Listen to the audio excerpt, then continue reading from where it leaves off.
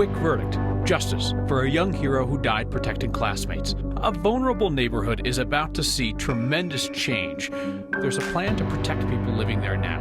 Roads buckling in the heat is like catnip for local TV news. But why is it one road over and over again? And a generous billionaire strikes again. And my hand was shaking when they told me that. And I remember writing down just 1 million. Like I was going to forget the amount. Plans to do a world of good for a struggling industry and its people. Next. Kendrick Castillo is the name to remember, the name that matters this day and on those to come. The classmate who killed Kendrick Castillo headed for life in prison today, convicted on all 46 counts. Pretty fast verdict after the trial for the 2019 STEM School Highlands Ranch shooting. And if we're taking our cues from Kendrick's parents, what happened today mattered immensely, even if it can't reunite them with the son they so love. At the trial, several students testified that Kendrick was the first person to lunge at the shooter, Devin Erickson, when he pulled out a gun in class. Kendrick was killed that day. 8 others were hurt. The first shooter pleaded guilty, and the jury did not buy the argument from the second shooter that he was coerced into shooting Kendrick and the others. I'm sure he was looking down today, and you know, we get signs from him, I believe, and I feel that he was with us. He was probably with those jurors helping this decision. It's my belief. We'll never quit missing him. We'll never quit honoring him. And this day is justice for him. The other shooter was also sentenced to life, but because of his age at the time of the shooting, could be eligible for parole after 40 years. You tear down something old, you build up something new. Welcome to Colorado, right? One of those tear down, build up projects happening right now should not result in new construction that simply prices the existing residents out. Where is this fantasy world, you say? Marshall Zellinger takes us to the Valley of the Sun. These homes were built in the 40s. We felt it was time now to redevelop this to have a long-term sustainable impact of affordable housing in Sun Valley. Demolishing a 70-year-old complex and replacing it with something newer and flashier. This is not your typical real estate transaction. The first phase was built 100% affordable. That means these units are limited by your income. A single person making less than $42,000, a family of 4 less than $60,000. The redevelopment of Sun Valley continues up I-25, not quite to exit 235, because it stops at the tank farm, not the tree farm. We have 333 families that live here in our housing that have had to look at this for years. Ryan Tobin is the real estate investment officer for Denver Housing Authority, which wants to develop this land. The land of the tanks that time forgot. It's kind of an intersection of opportunity between kind of the old blight that has really been a stigma on the neighborhood, being the tank farm, and now new housing development that has just started construction in March, which will serve 135 families out here. Denver Housing Authority has a plan to redevelop Sun Valley, building a new affordable bedroom for every old bedroom demolished, and adding new units for anyone else who wants to live south of Mile High. That project includes converting the tank farm into half residential and half open space. They were used as, sort of a fuel tank where we held residual of fuel sources when it was a coal burning plant. Xcel is in the process of getting final approval from state regulators on decommissioning the tank farm as well as the stacks on the other side of the Platte, though that's not part of this redevelopment. Sun Valley's redevelopment is happening ahead of a new planned development south of the stadium. So how does one not cause the G word of the other? I think that it'll have a seamless connection between the jobs that we envision at the football and the stadium district and the housing that we're providing. So we see them as a balance, supporting the overall individuals that have lived here historically.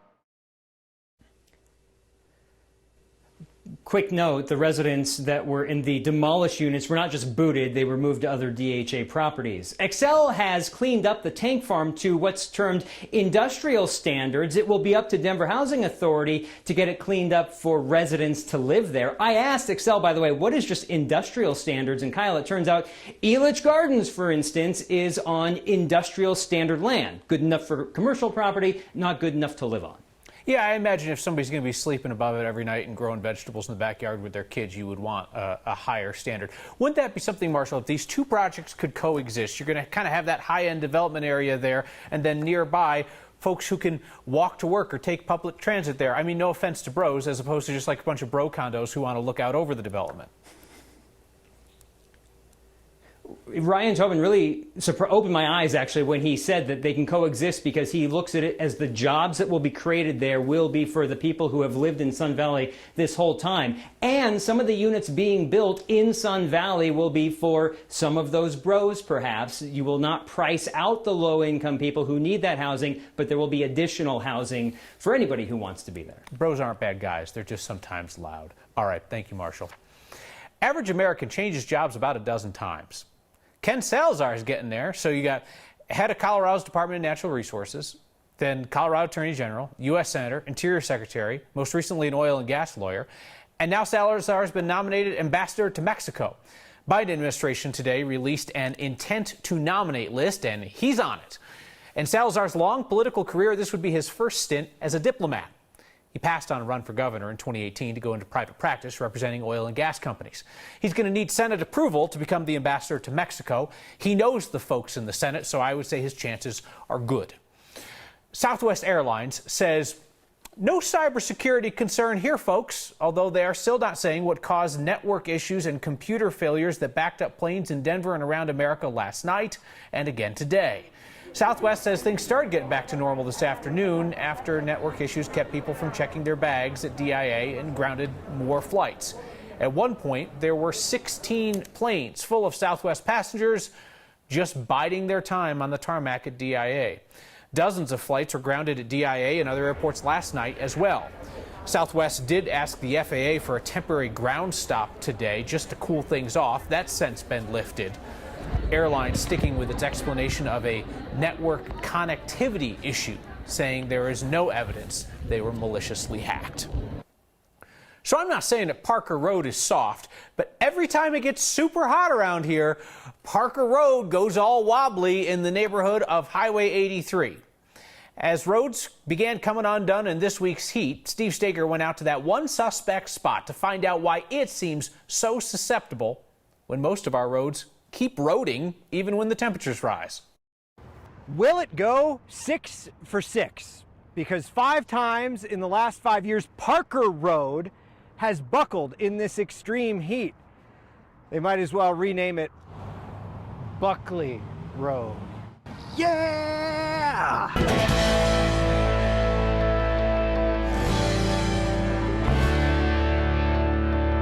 Think I'm exaggerating? We're seeing more examples like this, like one that happened at Parker Road in Arapahoe County. I'm not. We counted 5 separate times since 2016 that some part of Parker Road has just given up to that circle in the sky.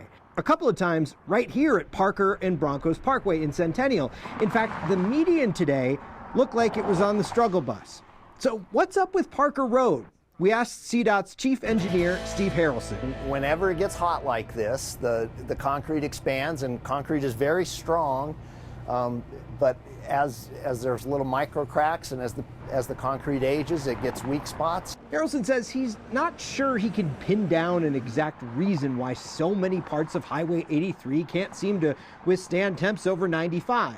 Could it be age? In the early 90s, we started putting steel dowels next to the panels in concrete roads. If this was built prior to that, that impacts the strength of the road. Perhaps, but Harrelson says it happens everywhere. Colorado roadways withstand a relatively unique test. Colorado's got a very difficult climate because 6 months from now, it could be 20 below zero. Colorado concrete has to be able to expand and shrink, unlike our neighbors who deal with this kind of heat all the time. It gets slightly hotter in Phoenix, but Phoenix, it never gets 20 below zero. CDOT's replacing some pavement on Parker between E470 and Arapahoe. Might help a little bit so they don't get fooled again. Not the same song, not the same song. That would be copyright infringement. Now, Harrelson says that we're making all sorts of improvements when it comes to this kind of stuff. CDOT's now using a mix when it comes to asphalt. think of your motor oil. Think 10W30, 10 weight in the winter, 30 weight in the summer. CDOT uses a mix now that's similar to that, does better in the winter and better in the cold, Kyle, so that everything is wonderful. This is some of your best work. And if folks are curious why, Steve's going to be off for a little bit. The next time we see Steve Steger, he will be a married man. And when the officiant says, does anyone have an objection to this marriage, I am going to stand and slip on some sunglasses. So you just be ready for that. I'm just hoping that she doesn't stand up and say that after watching this tonight, but we'll find out. Who knows? It's good stuff, man. Good stuff. Thank you, Steve. 47.5% of Colorado's population now has completed the vaccination process, and you've got 53.5% of the state population that has received at least one shot. We just keep chugging along.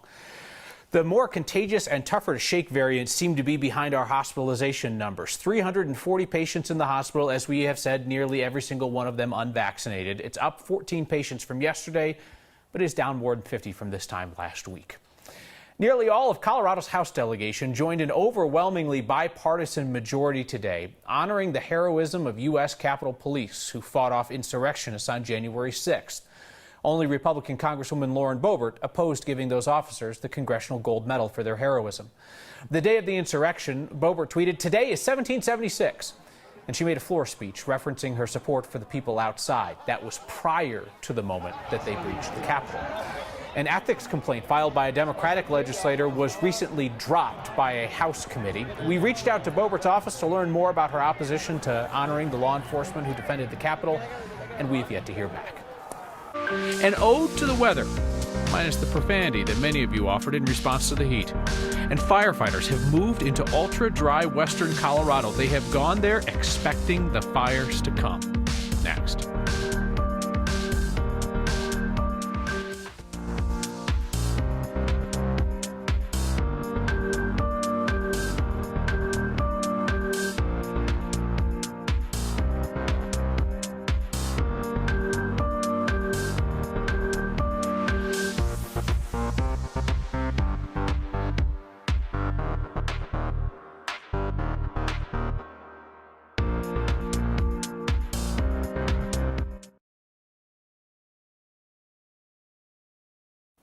Youth on Record, the Denver-based nonprofit that connects professional musicians with underserved kids, just got the largest donation in its history.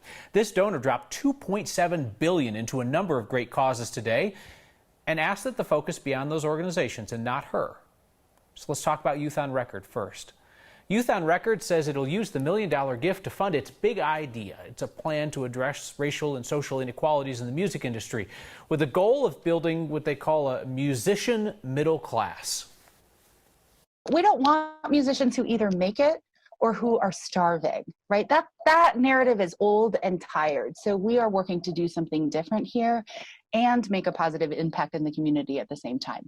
What is your artistic impact, your community impact, and then what does that do for you economically? And so in order to be a part of the musician middle class, we're really looking at artists and working with artists who care about making a positive impact in their community. Jamie Duffy there, who leads Youth on Record, says she had to keep this big donation secret for a month. The offer was so out of the blue, she thought it was a scam.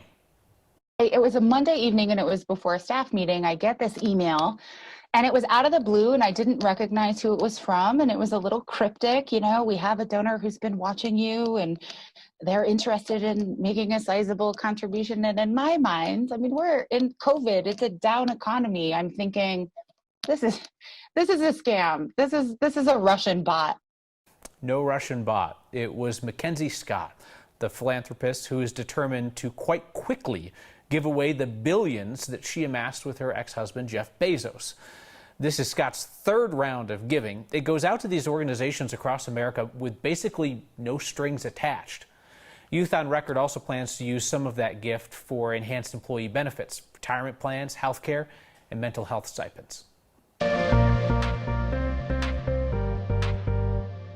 The warmest day of the year so far, a record 101 in Denver. Set on multiple years, the old record was 97 degrees. We could be as warm tomorrow.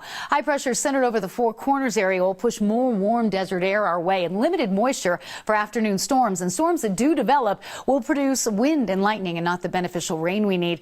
And then we've got some smoke coming in from the southwest, so air quality tomorrow not expected to be great. Tonight, warm and dry with our low at 66. Tomorrow, the record is 96. I'm going for 100 degrees. We have a front coming in Thursday, but warm before it gets here.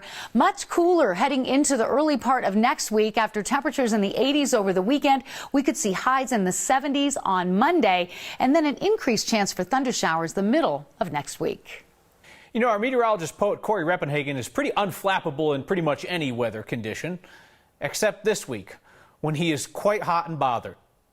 Corey Reppenhagen is on the weather beat. Heat can drain the mind, skin and bones vulnerable. My most feared weather. That was Corey Reppenhagen on the weather beat.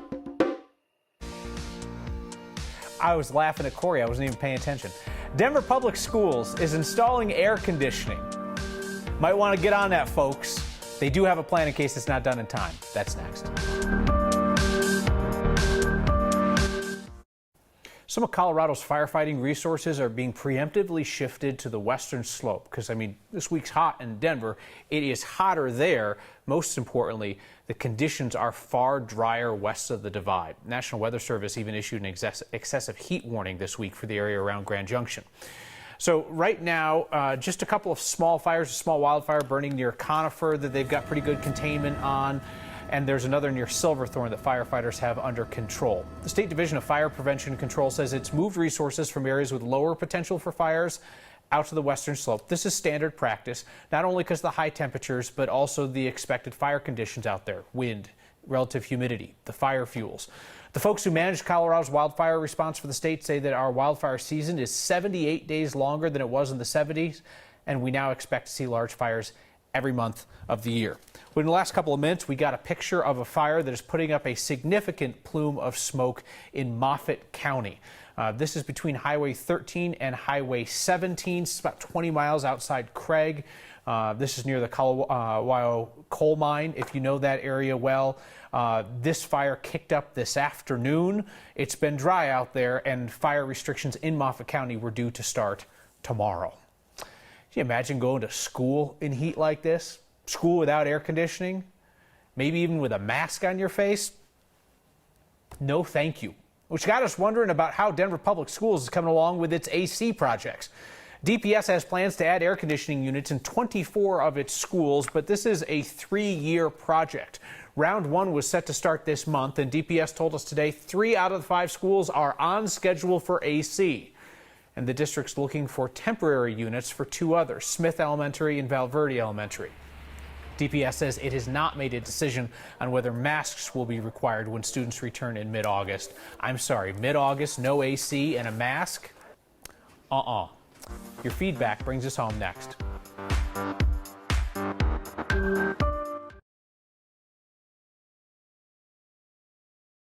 Carrie writes tonight, roads don't buckle in Arizona. Start paving Colorado roads based on climate. Chuck offers congratulations for Steve Staker on his upcoming nuptials, and also glad you were able to get away with shorts on your last working day in a while. And finally from Bill, says, I must say I appreciate a laugh, smile, and chuckle while watching the show. He says we need more simple happiness in our life. Totally agree with that. Simple happiness, even just 15 seconds, is essential to get through the day. I hope you find it here this time and next time.